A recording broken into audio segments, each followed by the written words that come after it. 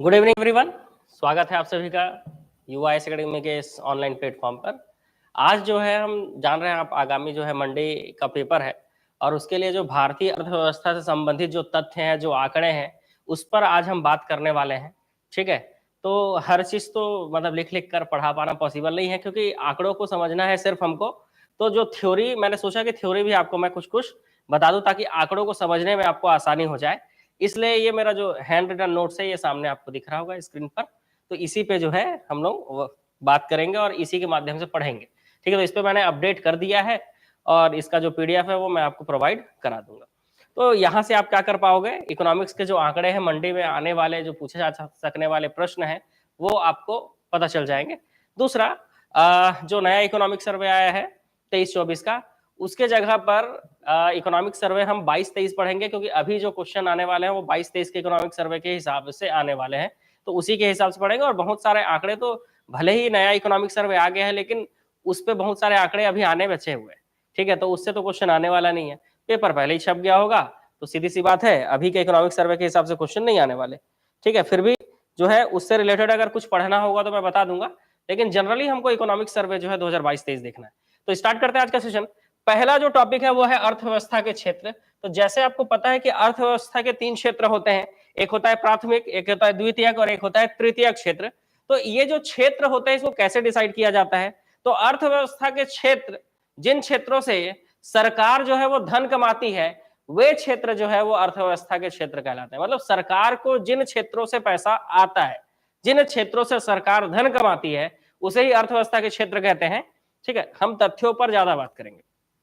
ठीक है, और ये जो क्षेत्र है ये 3 प्रकार के, प्राथमिक, द्वितीयक, तृतीयक। प्राथमिक क्षेत्र उन क्षेत्रों को कहा जाता है जो कच्चे माल का उत्पादन करते हैं। अब कच्चे माल का उत्पादन जैसे कृषि है, पशुपालन है, मछली पालन है। ठीक है, अब मतलब फसल हो रहा है तो आप डायरेक्ट खा तो नहीं लोगे ना जी। वो पहले मान लो आपका गेहूं हुआ तो पहले वो उद्योग मतलब कहाँ जाएगा, आपका मिल्स में जाएंगे और वहां जो के होके क्या होगा, गेहूं से आटा बनेगा। ठीक है, और फिर वो सर्विस सेक्टर में आएगा, दुकानों के माध्यम से मिलेगा। तो इसलिए जो है प्राथमिक सेक्टर उन्हें कहा जाता है जो कच्चे माल का उत्पादन करते हैं, जिसमें कृषि, पशुपालन, मछली पालन के साथ वानिकी और खनन को भी रखा गया है। ठीक है, वानिकी और खनन, क्योंकि जैसे हमने माइंस खोदा तो वहां से हमको जो लोहा मिला वो लोहा नहीं है, वो लोहा अयस्क है, मतलब लौह अयस्क कहा जाता है उसको। उसके अशुद्धियों को दूर किया जाता है फैक्ट्रियों में, तब जाके लोहा निकलता है। तो इसलिए इसको भी प्राथमिक सेक्टर में रखा गया। द्वितीय क्षेत्र, तो उत्पादन के लिए जो प्राथमिक क्षेत्रों पर आश्रित होते हैं उसे द्वितीय क्षेत्र कहते हैं। जैसे विनिर्माण, मैन्युफैक्चरिंग, कोई भी चीज मैन्युफैक्चर करना है, जैसे मेरे हाथ में ये मार्कर है, अगर इसको मैन्युफैक्चर करना है तो इसके लिए रॉ मटेरियल चाहिए होगा, कच्चा माल, जो कि कौन देगा हमको, प्राथमिक क्षेत्र देगा। विद्युत, गैस और जलापूर्ति और निर्माण। ठीक है, तो ये जो है आपका किसमें आता है, द्वितीय क्षेत्र में आता है। बाकी जो सर्विस होता है, जैसे एजुकेशन सर्विस है ना, मेडिकल लाइन सर्विस है, तो होटल, रेस्टोरेंट, ये सब क्या है, सर्विस है। तो ये सब सर्विस सेक्टर में आते हैं। ठीक है, अरे तरबूज है, तरबूज को क्या बोलेंगे, बोलते हो, अच्छा चलो। कृषि, कृषि की बात करें हम तो जैसे हम अर्थव्यवस्था के क्षेत्रों को 3 भागों में बांटते हैं, प्राथमिक, द्वितीयक, तृतीयक, लेकिन पढ़ते हम मोटा मोटी हमको पढ़ना कैसे होता है, कृषि, उद्योग और सेवा के नाम से। तो वैसे कृषि के अंतर्गत किसको किसको रखा गया, उद्योग और सेवा के अंतर्गत किसको किसको रखा गया। पहला क्वेश्चन यहीं से बन सकता है। कृषि के अंतर्गत फसलों को, पशुपालन को, मछली पालन को और वानिकी को रखा गया है। लेकिन जो खनन है, जो खनन उत्खनन है, उसको उद्योग के अंतर्गत रखा गया है। इसको क्या किया गया है, ये उद्योग है। तो याद रखना, अगर प्राथमिक सेक्टर, अगर प्राथमिक, द्वितीयक और तृतीयक में बांटना हो तो खनन जो है वो प्राथमिक क्षेत्र में आएगा। लेकिन अगर कृषि, उद्योग, सेवा में बांटना हो तो खनन और उत्खनन ये उद्योग क्षेत्र में आएगा। ठीक है, ये इंपॉर्टेंट चीज है। ये जब प्राथमिक, द्वितीयक, तृतीयक बांटना होता है तो ये प्राथमिक क्षेत्र होता है, क्योंकि प्राथमिक क्षेत्र मतलब कच्चा माल का उत्पादन। लेकिन खनन उत्खनन जो है ये कृषि वाले चीजों में नहीं आएगा। ठीक है, इस कारण इसको रखा गया है किसमें, उद्योग में। ठीक है, क्लियर। आगे सेवा क्षेत्र, तो व्यापार हो, कोई होटल हो, जलपान गृह, मतलब समझ रहे हो, नाश्ता का सेंटर, टपरी जो होता है नहीं, समोसा चाय वाला। ठीक, परिवहन, संग्रहण हो, संचार हो, रेलवे हो, रेलवे का अतिरिक्त जो परिवहन हो, भंडारण हो, स्टोरेज हो, इसके अलावा संचार एवं प्रसारण सेवा से संबंधित हो, वित्तीय सेवा हो, स्थावर संपदा, आवास गृहों का स्वामित्व, व्यावसायिक सेवाएं, लोक प्रशासन, ठीक है, ये अन्य सेवाएं, ये सब सर्विस सेक्टर में आता है। और इसी के हिसाब से आपको क्या पढ़ना होता है, जीडीपी पढ़ना होता है। तो ये हम क्यों पढ़ रहे हैं, कृषि उद्योग सेवा, क्योंकि इसी के हिसाब से करंट आंकड़े हम देखेंगे, जीडीपी को देखेंगे। तो अगर हम इकोनॉमिक सर्वे 2022-23 की बात करें तो भारत की जो जीडीपी रही है, ठीक है, जीडीपी का मतलब भारत, और जीएसडीपी मतलब सकल राज्य घरेलू उत्पाद, ये दोनों हम एक साथ देखेंगे। जैसे कृषि में जहां भारत का जीडीपी 15%, उद्योग का 30% और बच गया 55, सेवा का 55% रहा, वही छत्तीसगढ़ का जीएसडीपी, छत्तीसगढ़ का जीडीपी बोल सकते हो, या सकल राज्य घरेलू उत्पाद, इसको सकल घरेलू उत्पाद और इसको सकल राज्य घरेलू उत्पाद कहा जाता है। ये देखो, कृषि में भी हम ज्यादा है, उद्योग में भी हम ज्यादा है, लेकिन सर्विस सेक्टर हमारे यहाँ कम है। तो अभी वर्तमान में जो बजट पेश किया किसने, वित्त मंत्री श्री ओपी चौधरी जी ने, तो उन्होंने यही कहा अपने बजट में कि जहां भारत की जीडीपी जो है, भारत को पैसा जो है सर्विस सेक्टर से सरकार जो है सबसे ज्यादा पैसा कमाती है, 55%। भारत की जीडीपी जहां 55% है, छत्तीसगढ़ की जीडीपी मात्र 33.21% है। मतलब यहाँ का इंफ्रास्ट्रक्चर, यहाँ के पर्यटन को बढ़ावा देना जरूरी है, सर्विस सेक्टर को बढ़ावा देना जरूरी है, ताकि यहां से भी क्या हो सके, जहां उद्योग, क्योंकि हमारे यहाँ जान रहे उद्योग धंधे ज्यादा है, क्योंकि हमारे यहाँ मिनरल्स है। तो सीधी सी बात है, खनन उत्खनन को किसमें रखा गया, उद्योग में रखा गया है। और खनन उत्खनन हमारे यहाँ ज्यादा है जी, क्योंकि कोयला, लोहा, जान रहे हो क्या क्या निकाल लेते हैं हमारे यहाँ से, है ना, और जोरदार मात्रा में निकालते हैं, बिल्कुल, ठीक है। तो इसलिए जो है हमारे यहाँ उद्योग जो है ज्यादा है, उद्योग से पैसा ज्यादा आता है, इतना पैसा आता है, फिर भी जो है खर्चा नहीं करते हैं भाई, ठीक है, फिर भी वैकेंसी निकालने में जो है इतना डिले लग रहा है। जबकि सरकार बनने के बाद अब तक जो है इनको सीजी टेट तो ले ही लेना था, और सीजी टेट को के लिए कितना ही समय, 20-25 दिन देते और जनवरी भर का टाइम दे देते, तो फरवरी में जो है सीजी टेट आराम से हो सकता था, ठीक है। वैसे आगे उम्मीद है ऐसा कि सीजी टेट होगा, ठीक है। तो जो भी बच्चे सीजी टेट नहीं निकाल पाए हैं वो सीजी टेट का तैयारी करते रहिएगा, क्योंकि हो सकता है एग्जाम हो, ठीक है। तो यहां पर अगर हम बात करें कि जो सर्विस सेक्टर है उसकी अगर हम बात करें, कृषि में ठीक है, हमारे भारत में कृषि से जिनका जितना इनकम होता है उससे ज्यादा ही होता है हमारे यहाँ, उद्योग तो बहुत ज्यादा है, लेकिन सर्विस सेक्टर में हम पीछे हैं, बताएं सर्विस सेक्टर में हम क्या है, पीछे है, ठीक है। तो इस चीज को ध्यान रखिएगा। ग्रोथ रेट की बात करें, विकास दर इंडिया का, तो कृषि का जो ग्रोथ रेट है वो 3.5% रहा है, वही उद्योग का ग्रोथ रेट 4.1%, और वहीं सेवा सर्विस सेक्टर का ग्रोथ रेट जो है वो 9.1% रहा है। वहीं छत्तीसगढ़ की अगर हम बात करें तो 5.93%, 7.83%, 9.21%, ठीक है, ये रहा है छत्तीसगढ़ का। ये आंकड़े आपको याद करने होंगे, ये आंकड़े क्या करने होंगे, याद करने होंगे। याद रखना, रोजगार में भागीदारी की बात करें तो सबसे ज्यादा रोजगार कृषि क्षेत्र देता है। कृषि क्षेत्र मतलब फसलें, पशुपालन, मछली पालन और वानिकी, ठीक है। उसके अलावा दूसरे नंबर पर हमारा क्या है, सर्विस सेक्टर सबसे ज्यादा रोजगार देता है, क्योंकि इसी का सर्विस सेक्टर में जॉब करना हर किसी को पसंद है। और उसके अलावा उद्योग में आपका उद्योग जो है वो 24% ग्रोथ रेट के साथ है, रोजगार में भागीदारी इसकी 24% है। और सर्वाधिक उद्योगों में भी सबसे ज्यादा रोजगार किसमें है, तो सूती वस्त्र उद्योग में है। किसमें है जी, सूती वस्त्र उद्योग में है। मेरे ख्याल से मामला धीरे धीरे समझ में आ रहा होगा। मैं आपको इकोनॉमिक सर्वे 2022-23 बता रहा हूं, क्योंकि अभी आपके एग्जाम में 2022-23 के आंकड़े पूछे जा सकते हैं, ठीक है। आगे 2023-24 के आंकड़े मैं आपको अपडेट कराऊंगा, उससे उसके लिए आपको मेरे से जुड़ना पड़ेगा, और मेरे से जुड़ने के लिए आप जान रहे हैं आपको क्या करना है, ठीक है। तो आप आराम से जुड़कर जो है पढ़ सकते हैं। तो ये हो गया आपके इकोनॉमिक्स के आंकड़े। मामला क्लियर है यहां तक, ये आंकड़े आप याद कर लीजिएगा, 15, 30, 55, 16, 49, 33, 3, 4, 9, 5, 7, 9, ऐसे करके आप थोड़ा सा मोटा मोटा याद रख लीजिएगा, एक बार रीड कर लीजिएगा। और इकोनॉमिक्स को हम लास्ट में इसलिए पढ़ते हैं क्योंकि आंकड़े हैं ये चीजें, ठीक है ना। एग्जाम के टाइम पे ही क्यों पढ़ते हैं इसको, ठीक है, एग्जाम के टाइम पे हम इसको इसलिए पढ़ते हैं ताकि आप क्या कर सकें, इन चीजों को याद रख सकें। अगर इसी को आप 1 महीने 2 महीने पढ़ लिए रहते 2 महीने पहले, तो अभी तक भूल गए होते, ठीक है ना।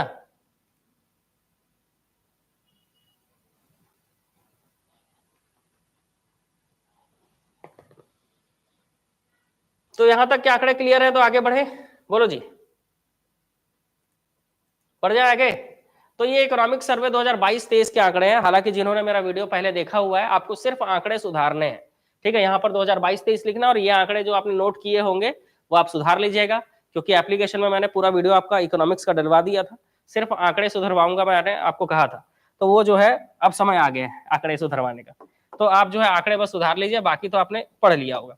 इसके अलावा अगर बात करें भारत की जीडीपी में सबसे ज्यादा योगदान किसका है, तो सेवा क्षेत्र का है, क्योंकि आप खुद देख लीजिए कि सबसे ज्यादा जो है 15, 30 और 55, सबसे ज्यादा किसका है, 55% के साथ सेवा क्षेत्र का है। तो भारत की जीडीपी में सबसे ज्यादा क्षेत्र जो है वो 55% के साथ सेवा क्षेत्र है। छत्तीसगढ़ की जीडीपी में सबसे ज्यादा योगदान किसका है, तो हमारे यहाँ तो उद्योगों से ज्यादा पैसा आता है, इसलिए हमारे यहाँ क्या लेंगे हम आंसर, उद्योग, 49.88% से, ठीक है। नेक्स्ट, विदेशी मुद्रा भंडार आपको अभी के हिसाब से 463 बिलियन डॉलर लेना है, और राजकोषीय घाटा 6.4% लेना है।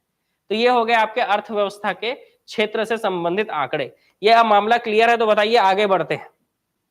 इसी तरह का देखिए, ये चीजें आप थोड़ा ध्यान से आप देख पा रहे होंगे, तो आपको यहाँ पर एक चीज समझ में आ रहा है, मैं आपको बता दूं, जब भी आपको ये आंकड़े लिखना हो, ठीक है, जब भी आपको ये आंकड़े लिखना हो, ये आंकड़े आप पेंसिल से लिखिए, क्योंकि हर साल इस आंकड़ों को मैं आपको क्या करता हूँ, सुधारवा देता हूँ। तो ये आंकड़े पेंसिल से लिखेगा, मैंने खुद सुधार के रखा है, ये देखिए, ये मेरी कॉपी है नोट्स, इसमें देखिए पेंसिल से लिखा हुआ है आंकड़े, ठीक है। ये आंकड़े पेंसिल से लिखे हुए हैं, तो पेंसिल से जो लिखा हुआ है, तो हर साल बस इकोनॉमिक सर्वे का डेट सुधारना है और आंकड़ों को सुधारना है, तो बार बार इकोनॉमिक्स का नोट्स बनाने की जरूरत नहीं पड़ेगी, ठीक है। चलिए आगे बढ़ेंगे हम अपने क्षेत्र में, क्योंकि हमको पूरे आंकड़े आज सुधारने हैं, ठीक। अगर हम बात करें तो एक समय, अगर विश्व के हिसाब से हम कृषि के आंकड़ों को देखें, तो विश्व के हिसाब से भारत में कृषि के लिए कितना क्षेत्र है, तो विश्व के हिसाब से भारत का जो क्षेत्र है वो 2.4% है, और पानी जो है पूरे विश्व के हिसाब से 4.2% पानी हमारे पास है। लेकिन पूरे विश्व के 17.5% आबादी का भरण पोषण भारत करता है, मतलब 2%, 2.5% समझ लो, 2.4% क्षेत्र और 4.2% पानी के साथ हम 17%, 17.5% आबादी का क्या करते हैं, भरण पोषण करते हैं, ठीक है। इसलिए मेरा भारत महान है। चलो कृषक की बात करते हैं। देखो, कृषि को हम दो तरह से पढ़ेंगे, आज तो हमको कृषि के पूरे आंकड़े कवर कर लेने, इंडिया और छत्तीसगढ़ दोनों। तो कृषि को दो तरह से पढ़ना है, एक होता है कृषक और एक होता है फसल। किसान क्या करेगा, फसल उगाएगा। किसानों को कैसे क्लासिफाई किया गया है, और फसलों को तो आगे हमको देखना होगा, फसलों में तो बहुत मजा आ जाएगा, बिल्कुल आ जाएगा, ठीक है। चलो आगे बात करते हैं कृषक की। तो कृषक जो है, कृषक जो, अगर कृषक की बात करें तो कृषकों को कृषि जोत के आधार पर बांटा गया है कि कौन छोटे किसान कहलाही और कौन बड़े किसान कहलाही, है ना।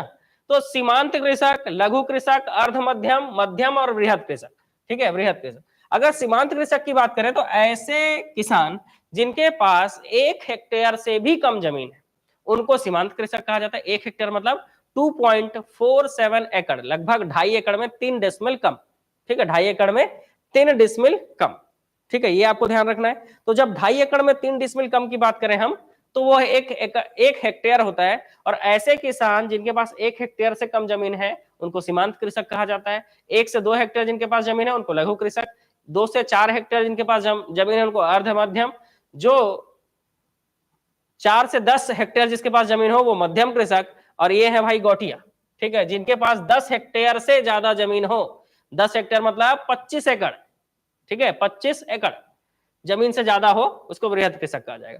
ऐसे सीमांत कृषकों की संख्या भारत में 68% है, लघु कृषकों की संख्या 17% है, अर्ध मध्यम कृषकों की संख्या 9.45% है, वहीं पर मध्यम कृषकों की संख्या 3.76 और बृहद किसानों की संख्या है 0.57%, ठीक है। तो इस हिसाब से अगर देखा जाए तो ये जो है आंकड़े हैं। 1% लोग भी भारत में जो है, 1% लोग भी जो है बड़े किसान नहीं है भाई, समझ रहे हो, मतलब 0.57% किसान ही जो है बृहद कृषक हैं, ठीक है, याद रहेगा, ठीक। चलो आगे बढ़े। नेक्स्ट, आपका ये सब तो मैंने आपको पढ़ा दिया। ये आपको कृषि के आंकड़े कुछ पढ़ने होंगे, ठीक है, कि जब 9वां कृषि गणना हुआ, तो देखो कृषि गणना की अगर हम बात करें तो कृषि गणना जो है 1970 से शुरुआत हुई है, जिसका आधार वर्ष 1970-71 लिया गया था। हर 5 साल में कृषि गणना होती है। जब हर 5 साल में कृषि गणना होती है तो उसके आंकड़े आने में भी टाइम लगते हैं, ठीक है। इस हिसाब से 2-3 प्रश्न आपसे बन सकते हैं कि सर्वाधिक कृषि जोत की संख्या बढ़ी है तो मध्य प्रदेश में, और घटी है तो गोवा में। सर्वाधिक कृषि जोत क्षेत्र वाला राज्य राजस्थान है।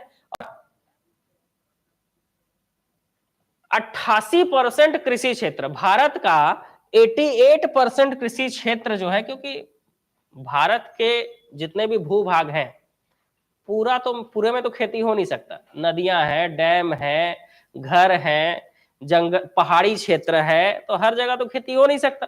वनों में कैसे खेती होगा भाई, समझ रहे हो। तो ये सब चीजों को काट दिया जाए तो जो खेती के लिए जो क्षेत्र बचता है उसमें 88% कृषि क्षेत्र मात्र 14 राज्यों में। 28 में से 14 राज्यों में ही 88% कृषि क्षेत्र, मतलब बाकी के 14 राज्यों में बचा हुआ 12% है भाई। मतलब बाकी के राज्यों में किसी में 1% तो किसी में आधा %, ऐसा है, समझ रहे हो। हाँ ठीक,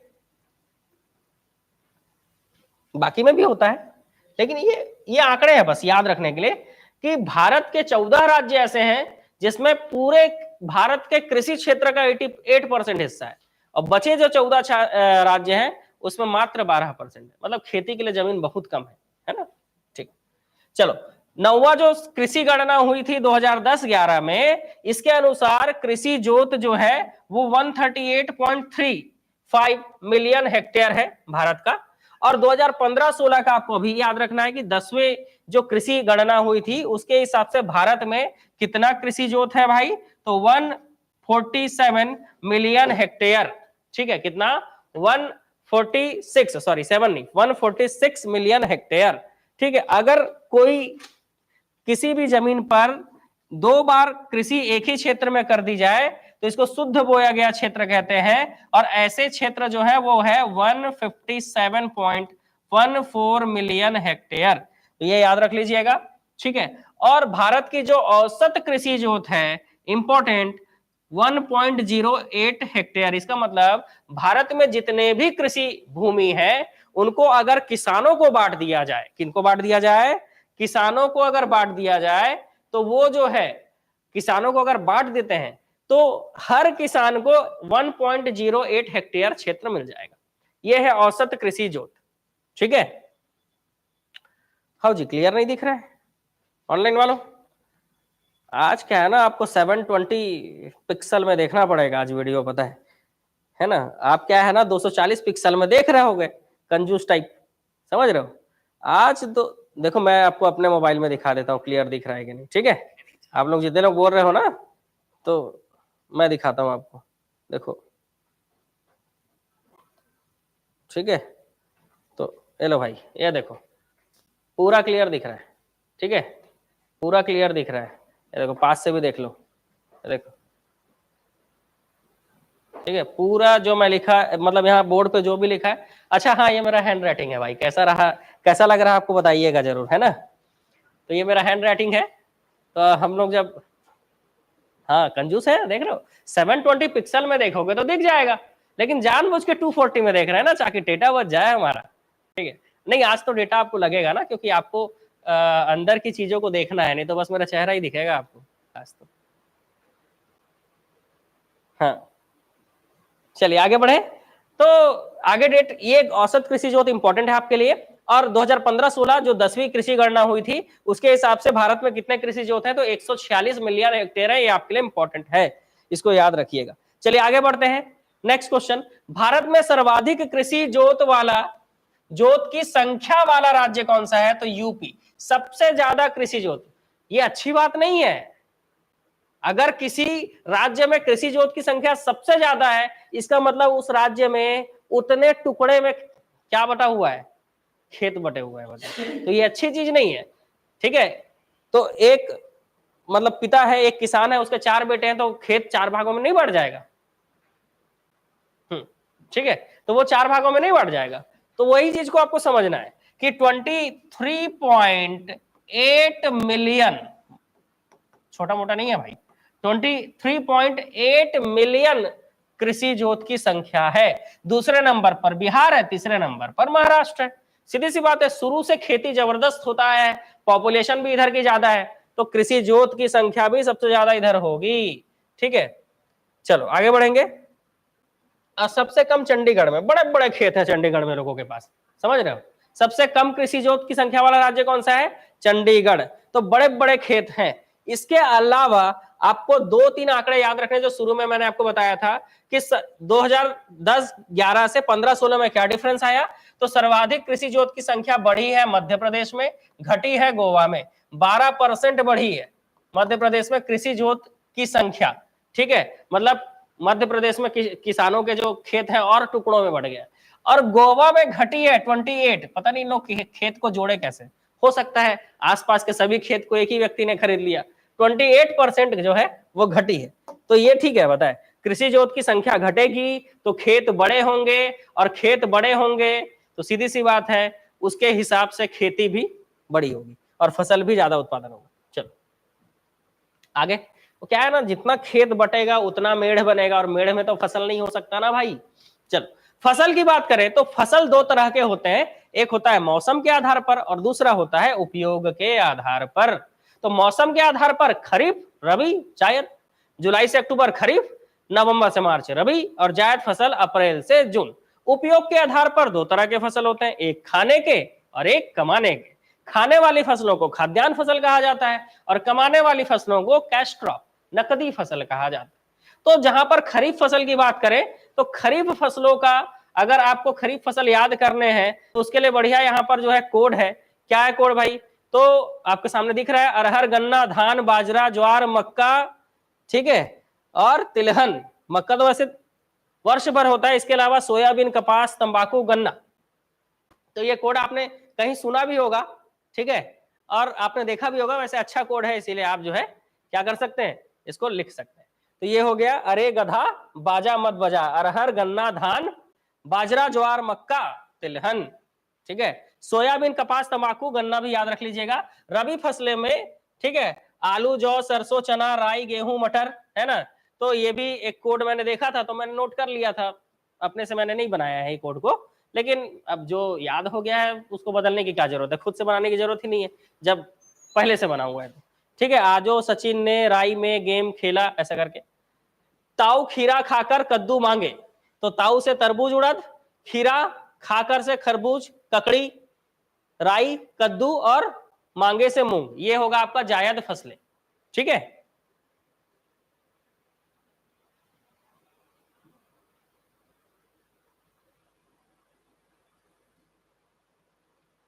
अच्छा आपको एक्सप्लेन करना जरूरी है क्या? देखो प्रश्न जो है वो सोच समझ के पूछा करो, क्योंकि केमिस्ट्री में बोलते हैं क्रिया के विपरीत प्रतिक्रिया। प्रतिक्रिया बहुत खतरनाक हो सकता है, इसीलिए बच के, है ना। ठीक है भाई, चलो आगे बढ़ते हैं। इसीलिए मैं आराम से आता हूँ, पता है, यूट्यूब पे, अब बीच बीच में गायब हो जाता हूँ।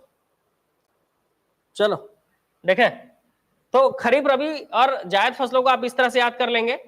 तो बात करते हैं हम लोग खाद्यान्न फसलों की, क्योंकि याद तो आपको खाद्यान्न फसल, देखो फसल चक्र पूछे, फसल चक्र कब से कब होता है, तो जुलाई से जून, 1 जुलाई से 30 जून तक। कृषि वर्ष किसको कहा जाता है? एग्रीकल्चर। देखो फाइनेंशियल ईयर जैसे 1 अप्रैल से 30 मार्च होता है, वैसे ही फसल चक्र जो होता है या कृषि वर्ष जो होता है वो 1 जुलाई से 30 जून को कहा जाता है कृषि वर्ष को। और यहीं पर अगर हम बात कर ले सेकंड एआरसी की, तो 2002 में जो सेकंड प्रशासनिक सुधार आयोग का गठन किया गया था, उन्होंने ये सिफारिश की थी कि एग्रीकल्चर ईयर को नवंबर से अक्टूबर कर दिया जाए, लेकिन इसको माना नहीं गया। तो अभी भी कृषि वर्ष जो है 1 जुलाई से 30 जून को माना जाता है।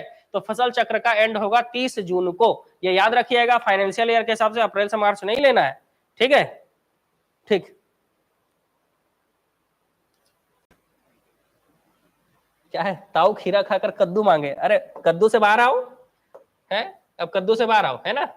खाद्यान्न फसल की बात करें तो खाद्यान्न फसल में वो फसलें जो हम खाने में प्रयोग करते हैं उनको खाद्यान्न फसल कहते हैं। ऐसे 4 फसलों को खाद्यान्न के अंतर्गत रखा गया, चावल, गेहूं, मोटे अनाज और दाल। इकोनॉमिक सर्वे 2022-23 हमको ये बोलता है कि कुल खाद्यान्न का उत्पादन 330.53 मिलियन टन हुआ है। अगर आपको लाख में पूछेगा तो आपको ये 0.5 के आगे लगा देना है, मतलब ये हो जाएगा 3,305 लाख टन। मिलियन और लाख में याद रखिएगा, 1 दशमलव बस आपको आगे बढ़ा देना है, ये लाख टन बन जाएगा। आपको मिलियन में भी पूछ सकता है, लाख में भी पूछ सकता है। तो अगर मेरे को मिलियन टन में पूछेगा तो मैं 330.53 मिलियन टन बोलूंगा, और अगर मेरे को लाख में पूछेगा तो 3,305.3 लाख टन बोलूंगा। ठीक है, मामला क्लियर। अब ये सिर्फ यहां तक मामला नहीं फंसेगा, मामला ये भी करना पड़ेगा कि चावल 135.54 मिलियन टन उत्पादन हुआ, रिकॉर्ड प्रोडक्शन। ये आर का मतलब रिकॉर्ड प्रोडक्शन हुआ है। आज तक भारत में इतना प्रोडक्शन नहीं हुआ। हर साल रिकॉर्ड पर रिकॉर्ड तोड़े जा रहे हैं हम लोग कृषि के क्षेत्र में, है ना। और ये सब जो है किसानों के लिए जितनी योजनाएं चलाई जा रही हैं, है ना, समर्थन मूल्य जो हो गया, और मतलब जिस तरह से भी उनको क्या किया जा सके, मोटिवेट किया जा सके, है ना। ये नहीं कि उनका कर्जा माफ कर दो, ठीक है, तो मतलब ऐसा होगा। तो कर्जा अगर हर साल माफ करोगे, दिक्कत ये है ना कि अगर एक साल कर्जा माफ कर दिए, बीच बीच में 5-5 साल में एक बार कर्जा माफ कर दिए चलेगा, ठीक है, लेकिन अनप्लान्ड होना चाहिए। ऐसा नहीं कि पहले से बता रहे हो कि इस साल हम कर्जा माफ करेंगे तो उस साल किसान लोग ज्यादा कर्जा नहीं ले लेंगे जी। तो मोटिवेट करने के लिए क्या है, कर्जा माफी और ये सब के जगह पे क्या होना चाहिए कि उनको आप वो उपकरण, वो सुविधाएं, वो रिसोर्स पहुंचा दीजिए, पानी पहुंचा दीजिए, पानी, किसान खेती खुद कर लेगा। ठीक है, तो इस तरह से आप देखो तो भारत में कृषि का जो प्रोडक्शन है वो लगातार बढ़ते जा रहा है। ठीक है, खाद्यान्न उत्पादन पिछले बार 315 मिलियन टन हुआ था, इस बार 330 मिलियन टन है, 15 मिलियन टन मायने रखता है। ठीक है, ठीक है, तो 15 मिलियन टन का रिकॉर्ड प्रोडक्शन बढ़ा है। 330.53 मिलियन टन क्या हुआ है, रिकॉर्ड प्रोडक्शन हुआ है। वैसे चावल 135.54 मिलियन टन हुआ है, तो गेहूं 112.74 मिलियन टन इसका उत्पादन हुआ है। मोटे अनाजों की अगर हम बात करें तो जो मोटे अनाज है वो 547.48 मिलियन टन हुआ है। ठीक है, 547.48 मिलियन टन हुआ है। वहीं दालों की बात करें तो दाल जान रहे हो ना, जितना हम उगाते हैं उससे ज्यादा तो हम खा जाते हैं, ठीक है, भारत में, क्योंकि हम लोग को दाल बहुत पसंद है। तो 275.04 मिलियन टन के साथ रिकॉर्ड प्रोडक्शन हुआ है भाई इसका भी। ठीक है, तो इस तरह से ये चावल, गेहूं, मोटे अनाज, दाल जो है खाद्यान्न के अंतर्गत आएंगे, और टोटल अगर देखा जाए तो 330.53 मिलियन टन का उत्पादन हुआ है। ठीक है, तो ये चीजें आपको याद रखनी है। ठीक,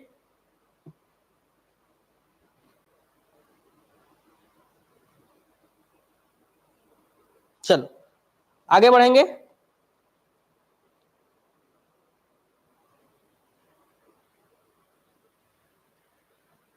ठीक है, जब तक अभी एग्जाम होना रहेगा तब तक पढ़ना। इन चारों फसलों को खाद्यान्न फसल कहा जाता है। खाद्यान्न फसलों में अग्रणी राज्य, जिसमें मैंने स्टार मारा है, वो राज्य चेंज हो गए इस बार। ठीक है, 2021-22 के हिसाब से जब पढ़ रहे थे तो जो राज्य अग्रणी श्रेणी में थे उसमें से जो चेंज हुए हैं वही पूछा जा सकता है एग्जाम में। 2022-23 के अनुसार पहले मोटे अनाजों में राजस्थान आगे था, फिर से कर्नाटक आगे हो गया, आगे पीछे होते रहते हैं। ठीक है, दालों की बात करें तो दाल में महाराष्ट्र आगे हो गया था, सॉरी राजस्थान आगे हो गया था। एक मिनट, दालों की अगर बात करें तो इसमें राजस्थान, सही बोला मैंने, राजस्थान आगे हो गया था। मध्य प्रदेश फिर से दालों के उत्पादन में आगे हो गया। चना के उत्पादन में महाराष्ट्र आगे हो चुका है, तो गलती से भी कर्नाटक मत मार दीजिएगा क्योंकि ये चेंज हुआ है। इसके अलावा जो सोयाबीन है, सोयाबीन के उत्पादन में महाराष्ट्र आगे हो गया। तो ये 2-3 चीजें आपको याद रखनी, जैसे चावल के उत्पादन में पश्चिम बंगाल पहले नंबर पे था, है और रहेगा। गेहूं के उत्पादन में यूपी पहले स्थान पर था, है और रहेगा। मोटे अनाज पर कर्नाटक है। दालों के उत्पादन में मध्य प्रदेश पहले नंबर पे, मक्का के उत्पादन में कर्नाटक है। ठीक है, अरहर के उत्पादन में कर्नाटक है। चना चेंज हुआ है, महाराष्ट्र आ गया है। ठीक है, सरसों के उत्पादन में राजस्थान पहले नंबर पे था, है और रहेगा। मूंगफली वाला चेंज होता है, वैसे अभी गुजरात है फिलहाल। ठीक है, सोयाबीन का चेंज हुआ है, तो सोयाबीन का कौन, महाराष्ट्र है ना, कभी मध्य प्रदेश तो कभी महाराष्ट्र, क्योंकि मध्य प्रदेश को भी सोया स्टेट कहा जाता है मध्य प्रदेश को। सूरजमुखी में कर्नाटक, गन्ना यूपी था, है और रहेगा। ठीक है, तो ये कपास में चेंज हो गया, क्योंकि पिछले बार महाराष्ट्र था, इस बार फिर से गुजरात आगे हुआ है। एक साल गुजरात आगे हो जाता है तो एक साल महाराष्ट्र आगे हो जाता है, तो करंट डेटा देखना जरूरी है, ठीक है। हाँ मतलब मंडी के एग्जाम के बाद जो आंकड़े होंगे उसके लिए आप जुड़ जाइएगा, ठीक है, एप्लीकेशन के थ्रू आंकड़े मिल जाएंगे आपको। जूट और मेस्ता की अगर हम बात करें तो ये पश्चिम बंगाल पहले नंबर पे था, है और रहेगा। तिलहन की बात करें तो कुल तिलहन राजस्थान पहले नंबर पे था, है और रहेगा। और खाद्यान्न की भी बात करें तो खाद्यान्न यूपी, सभी फसलों को मिलाकर अगर देखा जाए तो खाद्यान्न के उत्पादन में यूपी पहले नंबर पे था, है और रहेगा। कुछ चीजें ऐसी हैं जो पहले नंबर पे थी, है और रहेंगी, लेकिन कुछ चीजें ऐसी हैं जो बदलती हैं। सोयाबीन बदलता है, कपास बदलता है, ठीक है। कपास पिछले बार महाराष्ट्र पहले नंबर पे था, इस बार गुजरात पहले नंबर पे। सोयाबीन महाराष्ट्र पहले नंबर पे, तो कपास के लिए गुजरात है ना, कुछ दिन गुजारिए गुजरात में कपास के साथ, तो कपास के उत्पादन पहले नंबर पर गुजरात है। और महाराष्ट्र, इस बार आपको मंचूरियन खाना है तो महाराष्ट्र जाइए, सोयाबीन वाला, है ना। चलिए आगे, चना अगर खाना है, चना सस्ता चाहिए तो महाराष्ट्र निकल जाइए। और आपको अगर मोटे अनाज खाने हैं तो अब जाइए आप कर्नाटक। और दाल आपको सस्ता इस बार मध्य प्रदेश में मिलेगा, क्योंकि मध्य प्रदेश पहले नंबर पर है, ठीक है। अभी जो लिखा है वो लेना है। आगे जी, ये 2022-23 का जो ये वाला आंकड़ा है ना, उत्पादन वाला, ये अभी चेंज नहीं होगा, इस साल रहेगा अभी, ठीक है। तो कुछ चीजें ऐसी हैं जो लंबे समय तक रहेंगी, कुछ चीजें ऐसी हैं जो बदल जाएंगी, ठीक है। ये चीजें अभी लंबे समय तक रहेंगी आपके साथ, ये आपको याद रहना चाहिए। इसके अलावा आप देखोगे सेकंड पोजीशन में भी कुछ कुछ चेंज हुआ है। सबसे इंपॉर्टेंट उस पर सरसों है, अचानक से मध्य प्रदेश सेकंड नंबर पर आया है, ठीक है, तो इसलिए ये इंपॉर्टेंट है, ठीक। दूसरा, आपके जूट और मेस्ता की बात करें तो सेकंड नंबर पर असम आ चुका है, ठीक है। तो ये भी जो है एक अलग चीज हुआ है, सेकंड नंबर पे बात कर रहे हैं तो सरसों को याद रख लेना, सेकंड नंबर पर मध्य प्रदेश, और जूट और मेस्ता को याद रख लेना असम, क्योंकि ये चेंज हुआ है अचानक से सेकंड नंबर पे, पता नहीं कैसे आ गया, तो इसलिए ये पूछा जा सकता है, ठीक है। नेक्स्ट, कुल तिलहन में मध्य प्रदेश सेकंड नंबर पे आ गया है, ठीक है। तिलहन पूरा सबसे ज्यादा कहां होता है, राजस्थान में, और दाल सबसे ज्यादा मध्य प्रदेश में, लेकिन इस बार तिलहन के उत्पादन में सेकंड नंबर पर मध्य प्रदेश है, ये याद रखना है। तो सेकंड नंबर के लिए असम, मध्य प्रदेश, यहाँ पे ही मध्य प्रदेश, तीन बस याद रखना है। सरसों के लिए मध्य प्रदेश, तिलहन के लिए मध्य प्रदेश, और जूट और मेस्ता के लिए आपको असम याद रखना है, तब यहाँ पर मामला आपका सेट हो जाएगा, चीजें आपको याद हो जाएंगी। अभी इसी का लेना है जो पढ़ा रहा हूं, बदमाश लोग। अभी किसका ले, अभी जो पढ़ा रहा हूं उसका लेना है, लाइव में बैठकर पूछते हो बताए अभी कौन सा लेंगे। एमपी या मध्य, अरे एमपी का मतलब मध्य प्रदेश है जी, क्या बोलूं, एमपी का मतलब मध्य प्रदेश है।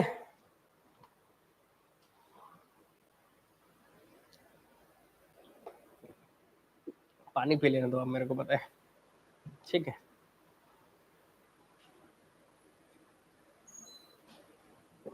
यूपी का मतलब उत्तर प्रदेश है, एमएच का मतलब महाराष्ट्र होता है। कैसे निकालोगे एग्जाम,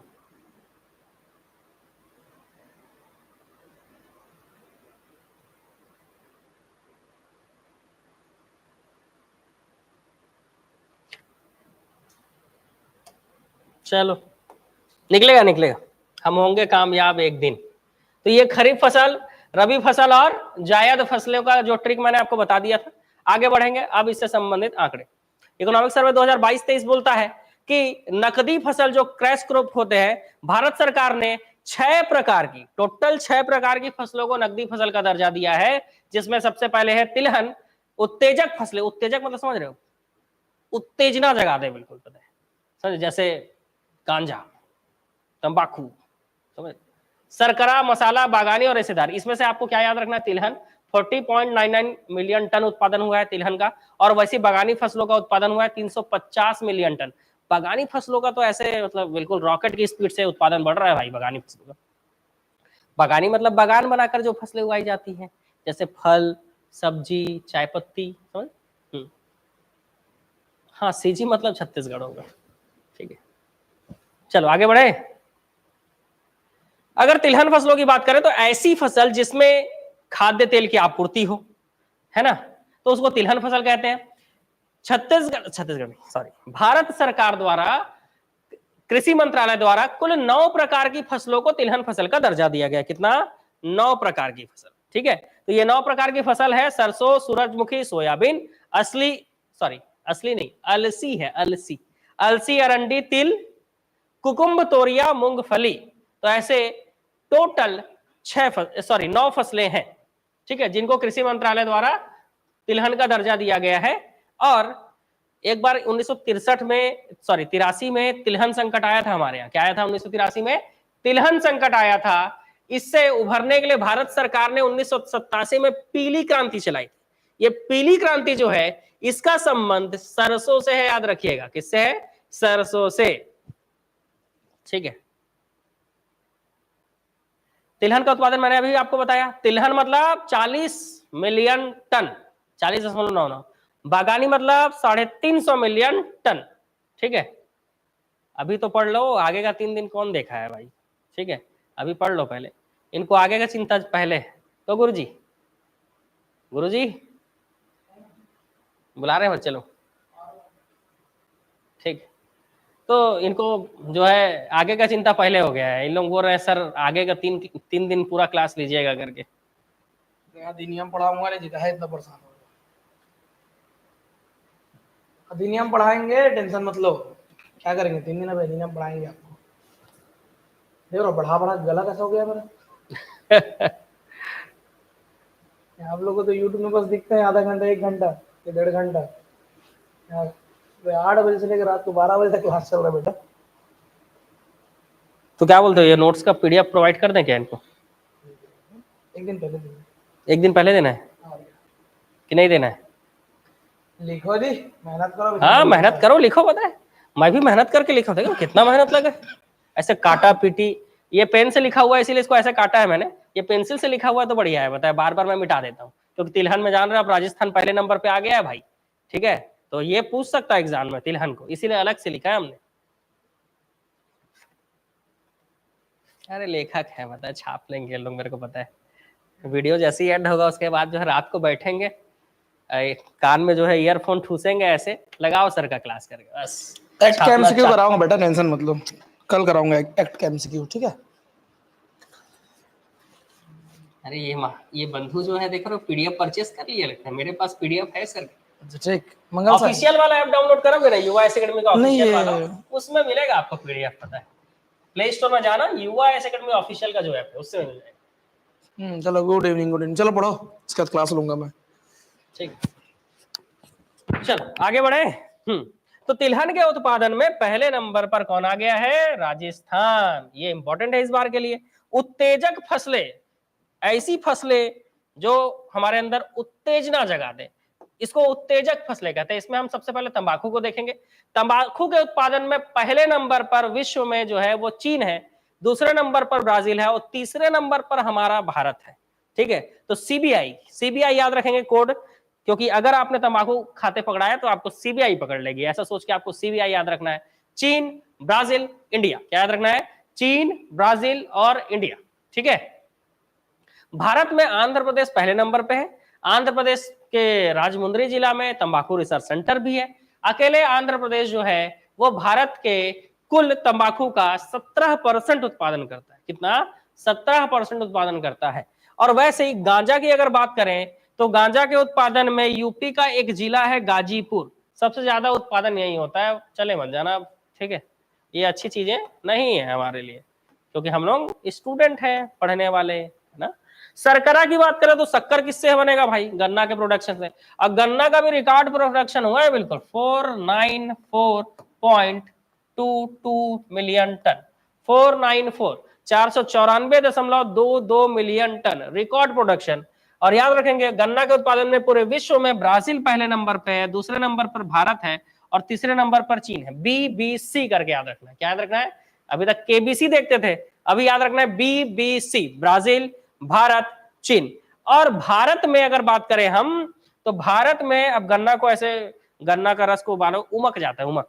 तो उमक से याद रखना है, उ से उत्तर प्रदेश, म से महाराष्ट्र और क से कर्नाटक। ये नहीं बदला है, वैसे ही उमक जाता है, याद रखना। उ से उत्तर प्रदेश, म से महाराष्ट्र और क से कर्नाटक। ठीक है बंधु लोग, मजा आ रहा है कि नहीं बताओ तो? कैसे मजा नहीं आएगा? चलो इकोनॉमिक सर्वे के हिसाब से अगर देखा जाए तो भारत में सर्वाधिक सिंचित फसल जो है वो गन्ना है। सबसे ज्यादा पानी किसके लिए उपलब्ध है भारत में, तो गन्ने के लिए 93%। और दूसरा जो है सबसे ज्यादा उत्पादन मतलब सबसे ज्यादा सिंचित फसल कौन सी है, तो गेहूं है 91% के साथ। चावल के लिए भारत में 58% पानी की उपलब्धता है।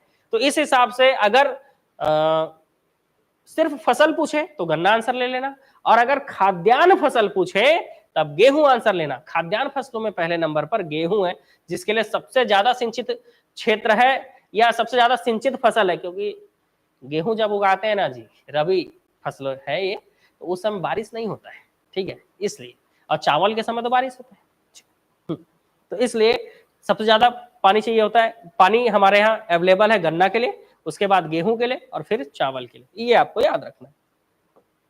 मसाला के लिए ज्यादा कुछ याद रखना नहीं। बागानी फसलें तो ऐसी फसलें जो बागान बनाकर, गार्डन बनाकर उगाई जाती है, जैसे चाय, रबर, कॉफी, फल, सब्जियां, ठीक है। 2022-23 के हिसाब से देखा जाए तो 350 million ton, 350 million ton record production हुआ है। इसमें से सर्वाधिक उत्पादन जो है वो किसका है, फलों का होता है, लगभग 100 मिलियन टन। लगभग कितना, 100 याद रख लेना, 100 मिलियन टन। और ताजे फलों के उत्पादन में भारत विश्व में पहले नंबर पर है, ठीक है। और हमारे यहाँ भी बढ़िया ताजा ताजा फल मिलता है भाई, ठीक है। चलो, तो यूआईएस एकेडमी का ऑफिशियल वाला जो ऐप है उसमें आपको इसको पीडीएफ मिल जाएगा, अवेलेबल कराएंगे। अब कपास की बात करें तो कपास में आप जान रहे हो पिछले बार महाराष्ट्र पहले नंबर पे था, और इस बार कौन पहले नंबर पे आ गया जी, तो इस बार गुजरात पहले नंबर पे आ गया। इसलिए ये क्या हो जाता है आप लोगों के लिए इंपॉर्टेंट हो जाता है कि कपास जो है इसके लिए सबसे ज्यादा उत्पादन जो है ये गुजरात में हुआ है इस बार, तो ये इंपॉर्टेंट है आप सभी के लिए। इसके अलावा 170 केजी के 318.90 लाख गांठे, इतना प्रोडक्शन हुआ है ना। तो ऐसे गांठ बनाएंगे 170 किलो का एक एक करके, तो 318.90 लाख ऐसे गांठ बनाएंगे, उतना हुआ है उत्पादन, ठीक है। चलो आगे बढ़ते हैं। नेक्स्ट, बागानी फसलों के और अधिक उत्पादन के लिए 1 जुलाई 2017 को चमन की शुरुआत की गई थी भारत में। चमन मतलब एकीकृत बागवानी मिशन, 2007 का ही बड़ा रूप। कोऑर्डिनेटेड प्रोग्राम फॉर हॉर्टिकल्चर, बागानी फसल, बागवानी मतलब हॉर्टिकल्चर कहा जाता है। Horticulture assessment and management using geo informatics, ठीक है। तो ये चमन का फुल फॉर्म है, एग्जाम में आ जाए तो टिक मार देना। शुरुआत कब की गई थी, तो 2017 से की गई थी, है ना। तो ये आपको याद रखना है। आगे बढ़ेंगे, बजट में तो जो भी बोला जाए, ये आपको प्रधानमंत्री फसल बीमा योजना पढ़ना होगा। प्रधानमंत्री फसल बीमा योजना जो है इसका पहले नाम था राष्ट्रीय कृषि बीमा योजना, ठीक है। और उससे पहले भी इसका नाम क्या था, तो जनरल इंश्योरेंस कंपनी, ठीक है। ये इसका नाम था, क्या था, जनरल इंश्योरेंस कंपनी, ये इसका नाम था। 1999 में इसका नाम बदलकर क्या कर दिया गया, 1 नवंबर 1999 को राष्ट्रीय कृषि बीमा योजना रखी गई। और 2015-16 से इसका नाम हो गया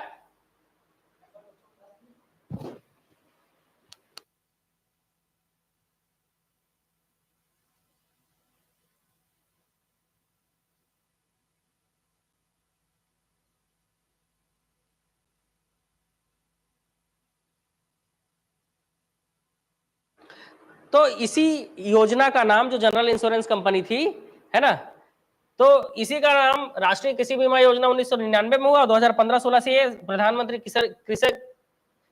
प्रधानमंत्री फसल बीमा योजना है, जिसमें प्रीमियम की राशि जो है वो 1 से 3% है, और मुआवजा जो है सरकार तय करती है। 2015-16 में मुआवजा 30% था, 16-17 में मुआवजा बढ़ाकर 40%, और खेती अगर आपकी खराब हो जाती है तो 17-18 में मुआवजा बढ़ाकर 50% कर दिया। फसल बीमा मतलब फसलों का बीमा, है ना। अगर आप फसल का बीमा करवाते हो तो अगर आपकी फसल खराब भी हो जाती है तो सरकार क्या करेगी, मुआवजा देगी, ठीक है। मामला यहां तक। तो ये 2015-16 में जो प्रधानमंत्री फसल बीमा योजना चालू हुआ, ये आपको याद रखना है।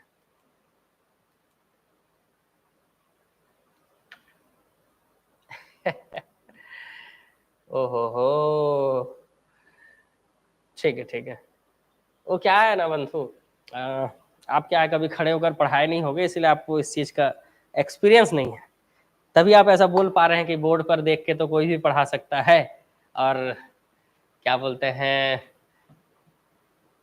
कुछ एक्सप्लेन कर दे तो ज्यादा अच्छा। ऐसा ठीक है, आप ना वो भारतीय कृषि का एक कोर्स है बताए, उसमें इंडियन इकोनॉमी का मेरे एप्लीकेशन में, वो कोर्स आप खरीदना, और उसमें आप इसी वीडियोस को देखना, मैंने लिख कर पढ़ाया है पूरा, ठीक है,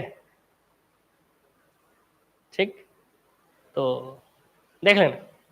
चल खैर, दो चार नमूने मिलते हैं, आगे बढ़ेंगे।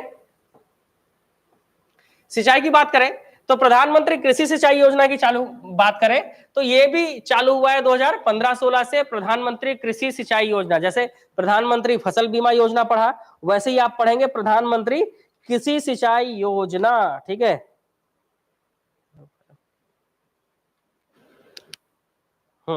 तो ये आपको पढ़ना होगा, प्रधानमंत्री कृषि सिंचाई योजना, ठीक। तो ये 2015-16 से स्टार्ट हुआ। पर ड्रॉप मोर क्रॉप, इसका थीम क्या था जी, पर ड्रॉप मोर क्रॉप, मतलब एक बूंद से, मतलब एक एक बूंद से आपको ज्यादा से ज्यादा, क्रॉप मतलब फसल होता है, क्रॉप मतलब क्या होता है, फसल। प्रधानमंत्री कृषि सिंचाई योजना के संबंध में अगर आगे जो बढ़ती है, जो बैंक है बोलना चाहिए, वो है नाबार्ड, ठीक है। इसका नाम आपने सुना होगा, नाबार्ड, ठीक है, नाबार्ड। ये क्या करती है, सूक्ष्म सिंचाई के लिए क्या करती है, ये पैसे उपलब्ध कराती है, सूक्ष्म सिंचाई के लिए वित्तीय सहायता प्रदान करती है, ठीक है। हाँ, तो आगे बढ़े, तो ये होगा, इसकी स्थापना 12 जुलाई 1982 को की गई थी, ठीक। तो ये इसकी स्थापना जो है वो 12 जुलाई 1982 को की गई थी, और मुख्यालय जो है इसका मुंबई में है। इसका मुख्यालय कहाँ है जी, तो इसका एक मुख्यालय मुंबई में। तो नाबार्ड का मुख्यालय अगर पूछ रहे तो याद रखना, और स्थापना डेट भी आपको याद रखना है, 12 जुलाई 1982, ठीक है। और सिंचाई की अगर हम बात करें तो सिंचाई को 3 भागों में बांटा जाता है, वृहद सिंचाई, लघु सिंचाई, सूक्ष्म सिंचाई, ठीक है। वृहद सिंचाई, लघु सिंचाई और सूक्ष्म सिंचाई, ठीक है। अरे इतना रिस्पेक्ट, ओहो हो, ठीक। अगर इतना ही हिम्मत है ना बंधु, तो कभी सामने जरूर आना, ठीक है। वृहद सिंचाई की बात करें हम, तो वृहद सिंचाई मतलब अगर 10,000 हेक्टेयर से ज्यादा क्षेत्र है, अगर 10,000 हेक्टेयर से ज्यादा क्षेत्र है तो इसको वृहद सिंचाई में लिया जाता है। इसके लिए नदी और डैम बनाए जाते हैं। अगर 10,000 से ज्यादा हेक्टेयर के क्षेत्र में अगर सिंचाई करनी है तो इसके लिए क्या बनाया जाता है, नदी या डैम बनाया जाता है। वैसी लघु सिंचाई अगर करनी है, लघु सिंचाई मतलब 10,000 से 2,000 हेक्टेयर का क्षेत्र, हेक्टेयर मतलब मैंने आपको बताया था कि 1 हेक्टेयर बराबर क्या होता है, तो 1 हेक्टेयर बराबर होता है 2.47 एकड़, ठीक है, मतलब लगभग 2.5 एकड़, ठीक। तो 10,000 से कम और 2,000 से ज्यादा, मतलब 2,000 से 10,000 के बीच का अगर इतना क्षेत्र को क्या करना हो, सिंचाई करना हो, तब आपको नहर बनाना होता है, और ये आता है लघु सिंचाई में। और सूक्ष्म सिंचाई का मतलब ऐसे क्षेत्र जहां पर कितने भाग में सिंचाई करना है, तो 2,000 हेक्टेयर में, कितना जी,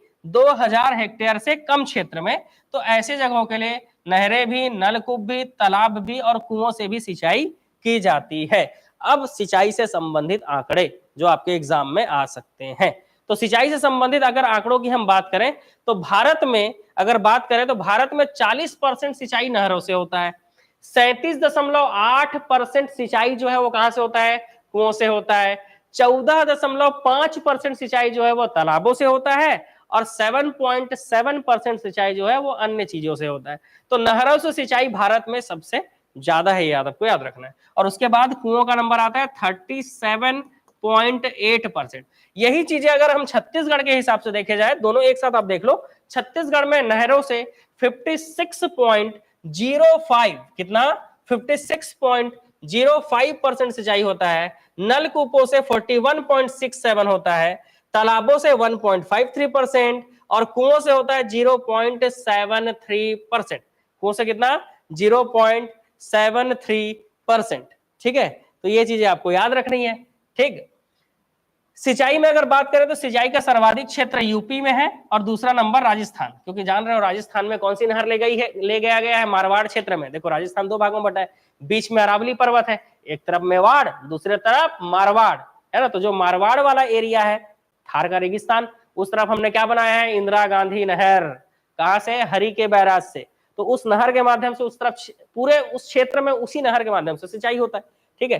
तो राजस्थान में भी सिंचाई का क्षेत्र सबसे ज्यादा है, सबसे कम महाराष्ट्र में सिंचाई के क्षेत्र है। वैसे प्रतिशत में अगर देखा जाए तो सिंचाई का सबसे ज्यादा प्रतिशत पंजाब के 97.8% क्षेत्रों में सिंचाई सुविधा उपलब्ध है। तो कैसे नहीं खाद्यान्न के उत्पादन में ज्यादा होगा। अगर पंजाब के पास उत्तर प्रदेश जैसा क्षेत्र होता तो पंजाब जो है वो हर फसल के उत्पादन में पहले नंबर पे होता। लेकिन क्या करें, सिंचाई सुविधा तो ज्यादा है लेकिन क्षेत्र कम है ना, छोटा सा है पंजाब। हरियाणा अलग हो गया ना जी, समझ रहे हो। ये तो उड़ता पंजाब जो है ना, उड़ता पंजाब होता बताए। और मिजोरम में प्रतिशत सबसे कम क्यों है, 7%, मात्र 7.8% क्षेत्र में ही सिंचाई क्यों, इतना कम क्यों? क्योंकि मिजोरम पहाड़ी क्षेत्र है। अब पहाड़ी क्षेत्र में पानी को कैसे बहाओगे जी, मतलब पहाड़ी क्षेत्र में खेती करोगे कैसे? जहां पे समतल जमीन हो खेती वहां हो सकता है, या सीढ़ी बनाकर हो सकता है, ठीक है। लेकिन सीढ़ी बनाने के लिए पहाड़ों को काटना पड़ेगा, जंगलों को काटना पड़ेगा, जंगलों को थोड़ी ना काटेंगे, ठीक है। मालूम समझ में आया। प्रतिशत के हिसाब से सबसे ज्यादा पंजाब का जो क्षेत्र है 97.8% क्षेत्र जो है पंजाब का, वहां सिंचाई ज्यादा है। और अगर कम बोला जाए तो मिजोरम पहाड़ी क्षेत्र होने के कारण, पंजाब मैदानी क्षेत्र, बिल्कुल समतल जमीन, इसी कारण सिंचाई क्षेत्र ज्यादा है।